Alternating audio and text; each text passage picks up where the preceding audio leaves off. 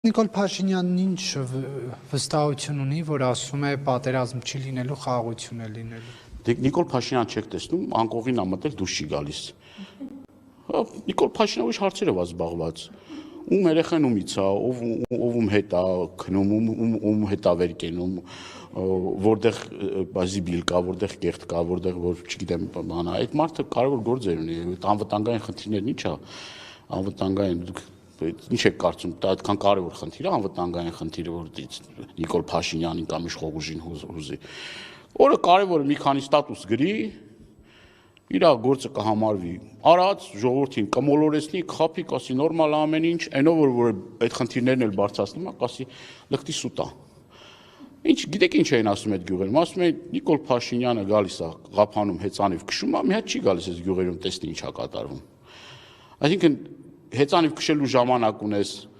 այդ գյուղերը գնալու ժամանակ չունես, այդ խնդիրը ով պիտի լուծի, ես պիտի լուծեմ այդ խնդիրները, բայց իշխանությունը իրանք են ով պիտի լուծի։